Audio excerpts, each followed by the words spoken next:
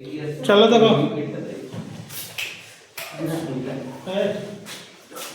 देखो शून्यकों का योगफल जो होता है इससे तुलना करते हैं ax² + bx + c से।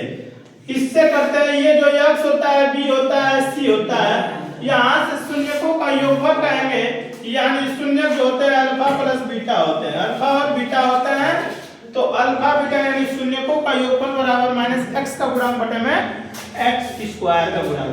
ये x का गुणांक करेंगे, x का गुणांक का मतलब इसके साथ क्या गुणा कर रहा है b, और x² का गुणांक यानी a, यानी माइनस b/a कर सकते हैं। अल्फा प्लस बीटा यानी शून्यकों का योगफल। अब इसी तरह शून्यकों का गुणनफल होता है अचर पद बटे में x² का गुणांक, यानी सिग्मा क्या alpha into beta, alpha into beta बराबर c/a। इसी से ये जो होता है ax² + bx + c, ये जो होता है c जो तो कांस्टेंट होता है, तो कांस्टेंट बटा a यानी c/a। कब अल्फा इंटू बीटा पूछेगा तब, अल्फा इंटू बीटा पूछेगा तो c/a हो जाएगा। ठीक, चलिए आगे देखिए इधर, तो px एक फलन दे दिया है क्या, ax³ + bx² + cx + d। a = 0, a बराबर 0 नहीं के तीन शून्यक होते हैं जिन्हें क्रमशः ग्रीक अक्षर अल्फा, बीटा और गामा से व्यक्त किया जाता है। Alpha plus beta plus gamma क्या होता है, alpha plus beta plus gamma = -x² गुणा बटा में x³ का गुणा, x³ का गुणा, x² गुणा बटा में x³ का गुणा, तो alpha plus beta plus gamma बराबर -b/a हो जाएगा। अल्फा इंटू बीटा बराबर alpha into beta plus beta into gamma plus gamma into alpha बराबर c/a, जो x का गुणांक बटा में x³ का गुणांक हो रहा है। ठीक, उसी तरह alpha into beta into gamma, alpha into beta into gamma बराबर -d/a होता है, जो कि अचर पद बटा में x³ का गुणांक होता है। विविक्तर सूत्र हो जाता है d बराबर b² - 4ac। जिसको नहीं विविक्तर का फार्मूला है यार तो उसको दे दो विविक्तर, नाम विविक्तर d से दर्शाते हैं, d बराबर b² - 4ac। तो अगर विविक्तर b से विविक्तर b आई यानी d पर दुल्हन आएगी, तो जो b का b गुणे b तो माइनस में कर देगी क्या, 4 को ऐसी लगवा देगी, क्या कर देगी 4 को ऐसी लगवा देगी। जब बीबी दुल्हन को हम बीबी कहेंगे तो माइनस खर्चा करेगी, 4 को ऐसी लगवा देगी, तो d यानी विविक्तर बराबर b² - 4ac होता है। द्विघात समीकरण जब बनाना होगा, इसका फार्मूला है, कोई भी देता है कि अल्फा प्लस बीटा का मान ये है, अल्फा इंटू बीटा का मान ये है, तो यहाँ से x² minus alpha plus beta bracket में बाद x plus alpha into beta बराबर 0, यहाँ से द्विघात समीकरण बना सकते हैं। ठीक, अब वृत्त का क्षेत्रफल होता है πr² और वृत्त का क्षेत्रफल होता है πr² बटा में 2 होता है। वृत्त की त्रिज्या जो होती है क्षेत्रफल बटा में पाई अंडर रूट में, और अर्धवृत्त की परिधि होती है कितना, पाई प्लस 2 ब्रैकेट में 3 × r।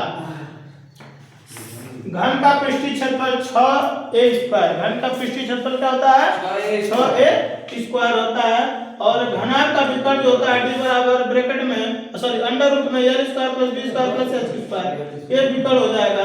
बेलन का पृष्ठीय क्षेत्रफल निकालना रहेगा तो 2πr/h, बेलन का संपूर्ण पृष्ठीय क्षेत्रफल निकालना रहेगा तो 2πr ब्रैकेट में r + h। ठीक, अब यहाँ से बेलन का आयतन निकालना है, आयतन को भी से डिनोट करते हैं, प्रदर्शित करते हैं, तो πr² बटे πr² बेलन का आयतन होता है। ये सबसे ज्यादा पूछा जाता है कभी कभी। खोखले गोलन के पदार्थ का आयतन है, खोखले गोले के पदार्थ का आयतन होता है πh ब्रैकेट में r² - r²। ये कैपिटल R है और स्मॉल r है। कैपिटल R का मतलब होता है बड़ी त्रिज्या और स्मॉल r का मतलब छोटी त्रिज्या। यहाँ से शंकु का आयतन निकालेंगे, शंकु का आयतन होता है 1/3 πr² होता है, और गोले का आयतन पूछेंगे तो 4/3 πr³। गोले का आयतन जो था 4/3 πr³, और गोले का आयतन पूछेंगे तो v बराबर 2/3 πr³ हो जाता है। और इसके बाद घन का आयतन पूछा जाएगा, घन का आयतन, तो घन का आयतन ए क्यू यानी उसका क्यू कर देंगे, जो घन का एक बना रहेगा, एक भुजा रहेगी। घनाभ का आयतन पूछा जाता है एल बी एच, गुणा कर देंगे एल बी एच। त्रिज्या खंड का क्षेत्रफल होता है 360 बटे थीटा बटे 360 पाई आर स्क्वायर। इसका त्रिज्या खंड का क्षेत्रफल होता है 3 थीटा बटे 360 पाई आर स्क्वायर। चाप की लंबाई तो थीटा अपान 360 गुणे 2 पाई आर, थीटा बटे 360 2 पाई आर। त्रिज्या खंड का क्षेत्रफल त्रिज्या खंड का कोण, जब त्रिज्या खंड का कोण पूछेगा थीटा का मान तो 360 गुणे a बटा में 2 पाई आर स्क्वायर। समांतर माध्य निकालना रहेगा, तो समांतर माध्य को x बार इक्वल टू प्रस्तुत करते हैं, x बार बराबर sigma f i x i बटा में सिग्मा f i। ठीक, इस सूत्र से हम लोग समांतर माध्य निकाल सकते हैं। अब यहाँ पर कल्पित माध्य विधि दे देता है, कल्पित माध्य को निकालने के लिए हमको एक जरूरत पड़ेगी, फिर sigma f i d i निकालना पड़ेगा बटा में सिग्मा f i। तो यहाँ से सूत्र निकाल लगाएंगे, x bar equal to a plus sigma f i d i बटा में f i। अब विचलन विधि निकालना रहेगा, तो x बार बराबर a plus sigma f i u i बटा में सिग्मा f i और इंटू h। इससे हम लोग पग विचलन विधि निकाल सकते हैं। ये देखिए माध्यक का हो चाहे माध्यिका दोनों का ये माध्यक और माध्यिका दोनों के लिए फॉर्मूला है, m बराबर l plus n/2 minus c f, ये संचयी बारंबारता है और बटा में f और h। तो h जो है अंतराल है, वर्ग अंतराल के बीच का अंतर है, और n/2 है ये जो कि बारंबारता का योग है, n का मान f जो है बारंबारता, इस संचयी बारंबारता का जो मध्य अंतराल रहता है उसके। ठीक।